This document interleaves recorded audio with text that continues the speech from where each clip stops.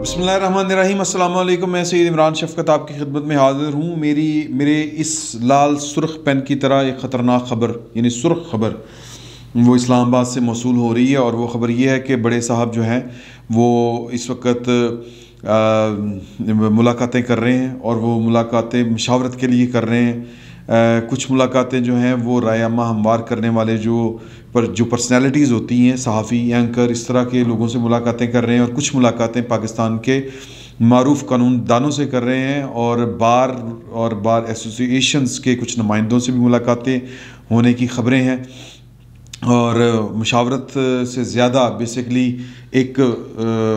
यानी कह लें कि एक ख़बर फीड की जा रही है, या एक ख़याल जो है वो उस पर सोचने के लिए मजबूर किया जा रहा है। एक सोच दी जा रही है कि अगर यूं कर लिया जाए तो पाकिस्तान के मसाइल का हल मुमकिन है या नहीं है। मेरा ये ख़्याल था कि ये काम शायद वज़ीर आज़म साहब कर रहे हैं, क्योंकि जब बड़े साहब की बात हुई तो पाकिस्तान के आइन और कानून के मुताबिक तो बड़े साहब वज़ीर आज़म ही होते हैं। और फिर मैं सोच रहा था कि वज़ीर आज़म साहब जो हैं उनको इस तरह की मुलाकातें करने के लिए या इस तरह की राय अम्मा हमवार करने के लिए सहाफ़ियों से या वकीलों से मिलने की क्या ज़रूरत है। वो एक अच्छी खासी बड़ी सियासी जमात के सरबराह हैं, और उनकी जो जमात के जो कायदीन हैं वो उनका एजेंडा लेके चल सकते हैं, और जो टीवी मुज़ाकरों के अंदर बात कर सकते हैं, फिर प्रेस कॉन्फ्रेंसें हो सकती हैं, बड़ा कुछ हो सकता है। और मतलब इस पर मेरी समझ से बाहर थी कि वो ये मुलाकातें एक मतलब गैर मुंतखब लोगों से क्यों कर रहे हैं। तो फिर जब पता किया तो फिर ख़बरें आई कि नहीं, कोई और साहब मुलाकातें कर रहे हैं, और ख़ुसूसन उनका ये ख़्याल है या इस वक्त सूरत हाल ये है कि इमरान ख़ान साहब के बाद या इमरान ख़ान साहब के तजर्बे के बाद जब ऐसी सूरत में वो तजर्बा किया गया था, आप जानते हैं कि जब दो पाकिस्तान की पॉलिटिकल पार्टीज़ वक्त के साथ साथ मैच्योर हो चुकी थी, और उनका ये ख्याल है कि पाकिस्तान को इसी तरह ही दस्तूर के मुताबिक ही चलाएंगे तो पाकिस्तान चल सकता है, वरना तो मसाइल ही मसाइल हैं। और फिर हमने उस दस्तूर के अंदर रह कर एक जो बंदोबस्त किया जिसको हाइब्रिड डेमोक्रेसी कहा जाता है, या दुनिया जो इकोनॉमिस्ट अखबार था उसने तो पाकिस्तान के अंदर जो मौजूद निज़ाम चल रहा है इस वक्त उसको हाइब्रिड डेमोक्रेसी ही कहा था।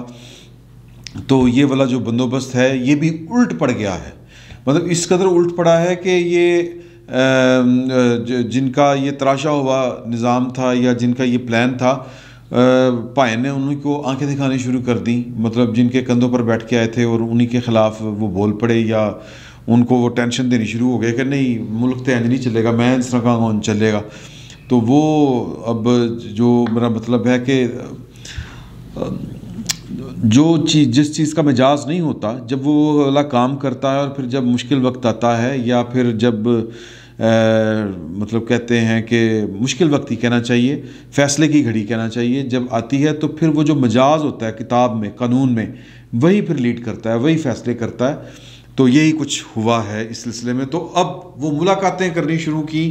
मुलाकातों में जो सवालात होते हैं, गुफ्तगू होती है, जिस तरह बात लेके जाई जाती है वो है कि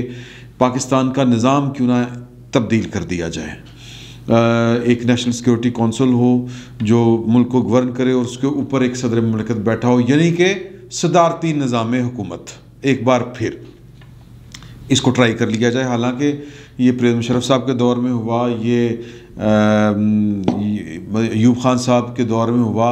ये ज़िया-उल-हक़ साहब के दौर में हुआ, या खान साहब भी इसी तरह की ही, वो भी यही सिस्टम था। तो उसके बावजूद जो है वो एक बार फिर ये वाला डोल डाला जा रहा है। पाकिस्तान के मारूफ सहाफ़ी हैं जनाब हामिद मीर साहब, और इस तरह के कई और सहाफ़ी हैं। वो कहते हैं कि जब चीज़ समझ नहीं ना आ रही होती या एक तजर्बा नाकाम हो जाता है पाकिस्तान के ज़बरदस्त लोगों का या पाकिस्तान के ताकतवर लोगों का, तो फिर वो जनाब बैठ के यही बात करनी शुरू करते हैं, नहीं पाकिस्तान के मसले दा हालत है जनाब वो सदारती निज़ाम ही है कि ये जो पार्लिमानी तर्ज़ हुकूमत है ये तो डिलीवरी नहीं कर सकता। हालांकि 35 साल में से अगर आप टाइम निकालें तो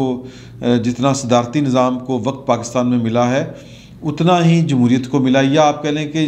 टूटी फूटी लंगड़ी लूली जमहूरियत को जितना वक्त मिला है उतना ही सदारती निज़ाम को पाकिस्तान में वक्त मिला है। ना उन्होंने डिलीवर किया है ना इन्होंने डिलीवर किया है, या यूँ कह लें कि जिन्होंने सदारती निज़ाम नाफिज किए उन्होंने पाकिस्तान की लूली लंगड़ी डेमोक्रेसी को भी डिलीवर नहीं करने दिया। تو اب اس طرح کی باتیں شروع ہوئی ہیں. تو اور پھر وہ جن سے ملاقاتیں ہو رہی ہیں، جن سے باتیں ہو رہی ہیں، میں کچھ صحافیوں کے بارے میں جو میرے کان تک بات پڑی ہے،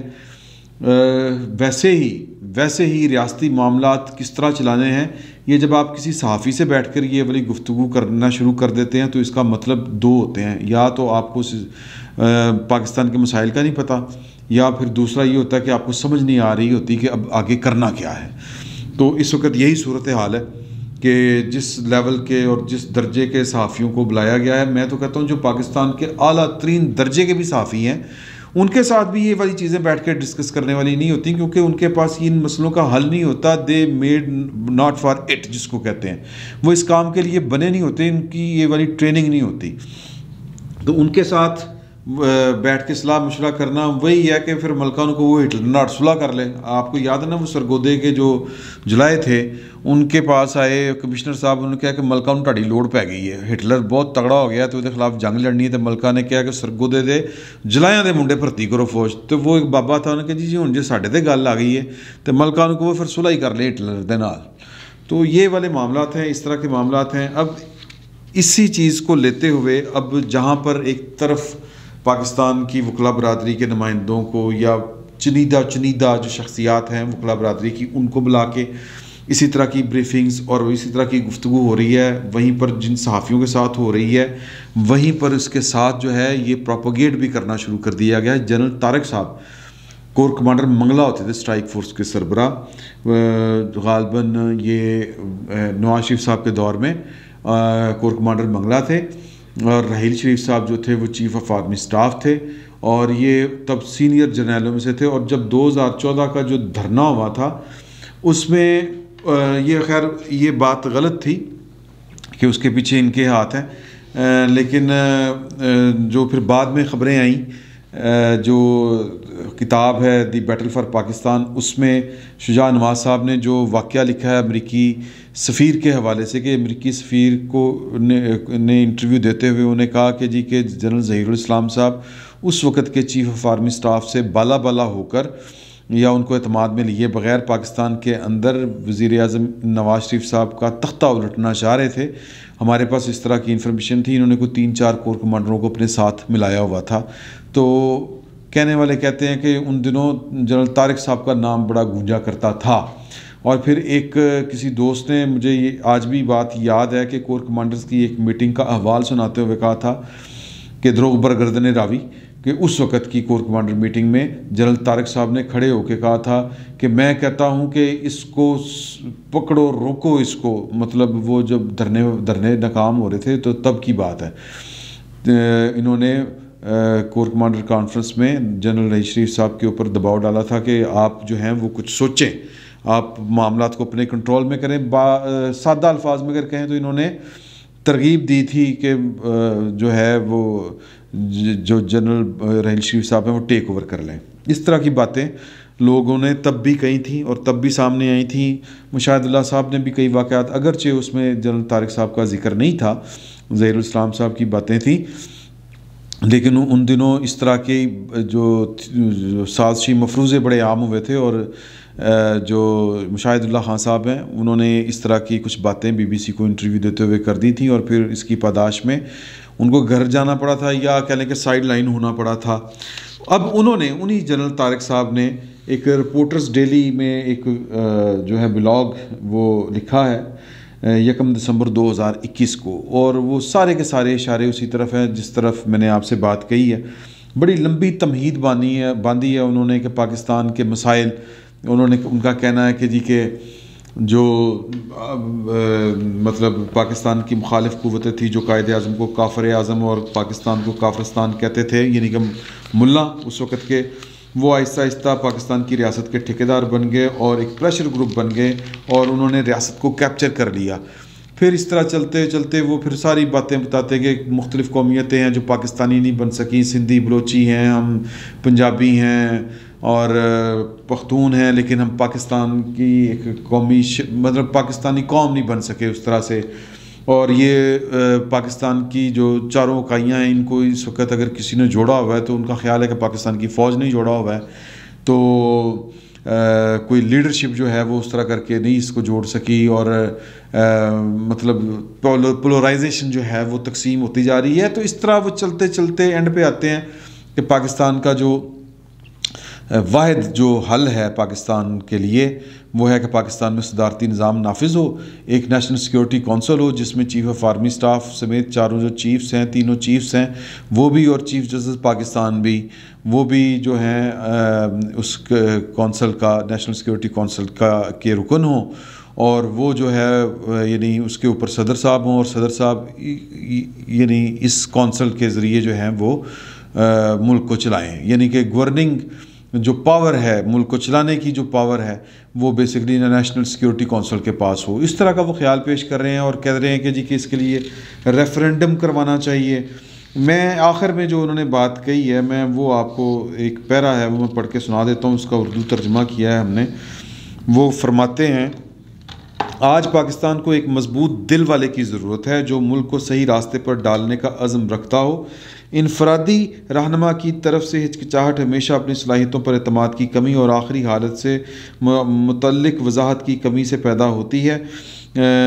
بہادر لوگوں کی ایماندار ٹیم نہ کہ نرم مزاج مردوں کی ٹیم بنانے سے ان خدشات کو آسانی سے دور کیا جا سکتا ہے۔ یعنی کہ وہ کہتے ہیں کہ اسٹرانگ نروز کے جو لوگ ہیں وہ نیشنل سیکیورٹی کونسل کا حصہ بنے نا۔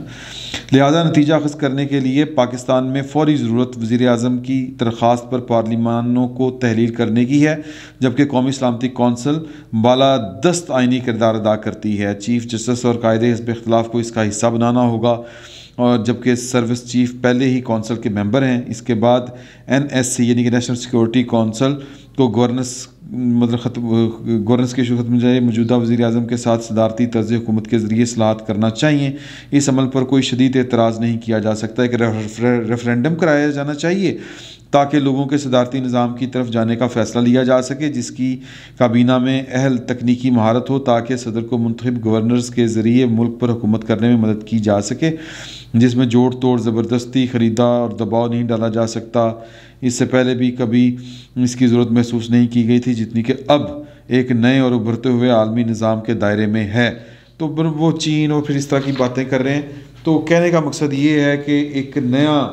کٹا جو ہے وہ یعنی ایک تجربے کی ناکامی کے بعد، تجربہ جو ہائیبرڈ ڈیموکریسی کا تجربہ عمران خان صاحب کو لائیں، دونوں پارٹیوں کو بھگائیں اور اپنی مرضی سے ملک کو چلائیں، اس کی ناکامی کے بعد وہ جو میں نے پچھلے ولاگ میں، کل والے ولاگ میں آپ سے بات کی تھی کہ پاکستان کی اسٹیبلشمنٹ جو ہے وہ شہباز شریف صاحب کو کہہ رہی ہے کہ جی کہ اگر آپ تو وزیر اعظم بن سکتے ہیں تو پھر تو بتائیں، اگر نہیں بن سکتے تو پھر آرام سے بیٹھیں، یہ ان ہاؤس چینج کر کے کیا کرنا ہے۔ تو تب بھی میں نے آپ سے کہا تھا کہ پھر اسٹیبلشمنٹ کیا سوچ رہی ہے کہ اب پاکستان کو کس طرح چلانا ہے۔ تو پاکستان کی اسٹیبلشمنٹ بیسکلی جو کہتے ہیں کہ فور گو کرنے کے لیے تیار نہیں ہے کہ یار کہ ہمارے اوپر نیچے تجربے ناکام در ناکام ہوتے ہیں، تو کیوں نہ ہم جو ہیں وہ پاکستان کو اس کے اصل مالکوں وارثوں کے اوپر چھوڑ دیں، اس قوم کے اوپر ایک فری اینڈ فیئر الیکشن ہو اور بالکل جس میں کسی کی مداخلت نہ ہو، جس کی حکومت بنے وہ جانے، پاکستان جانے اور عوام جانے، تو بیچ میں سے نکل جائیں۔ لیکن یہ اقتدار کوئی چھوڑنے کو تیار نہیں ہے۔ عمران خان والا تجربہ ناکام ثابت ہو چکا نظر آ رہا ہے، اس کے باوجود وہ ایک نئی کہہ لیں کہ مہم جوئی والا عمل شروع ہوتا ہوا نظر آ رہا ہے۔ باقی کہتے ہیں کہ جی کہ یہ خبریں اڑتی پھڑتی ہم تک پہنچی ہیں، تو اللہ تعالیٰ پاکستان کی خیر کرے، اللہ تعالیٰ پاکستان کو مزید تجربات اور مزید جو کہتے ہیں تجربات ہی کہنے چاہیے، مسلسل تجربات ہی ہو رہے ہیں پاکستان کے اوپر۔ پاکستان اب اس کا متحمل پتہ نہیں ہو سکتا ہے کہ نہیں ہو سکتا، لیکن ہمارے دل کو تکلیف ہوتی ہے کہ یار کی ہو رہا ہے پاکستان کے ساتھ۔ تو کہنے کا مطلب یہ ہے کہ ایک نئے تجربے کی خبریں آ رہی ہیں ایک تجربے کی ناکامی کے بعد۔ تو کیا ہوتا ہے، پاکستان کے جو مالک وارث ہیں وہ اٹھتے ہیں، کھڑے ہوتے ہیں، نہیں کھڑے ہوتے، یا پھر ایک نئے تجربے کے لیے اپنا جو جسم ہے یا اپنی ذات ہے وہ پیش کر دیتے ہیں، بالکل ان ڈاکٹروں کی طرح جو ہاؤس جاب کر رہے ہوتے ہیں اور جناب وہ بس کوئی نہ کوئی وہ مریض کو لٹا کے تو مطلب وہ چھری کانٹا چلا رہے ہوتے ہیں اپنا۔ اللہ تعالیٰ پاکستان کے حال پہ رحم کرے اور ہمارے حال پر بھی رحم فرمائے۔ فی الوقت اتنا ہی، بہت بہت شکریہ آپ کا۔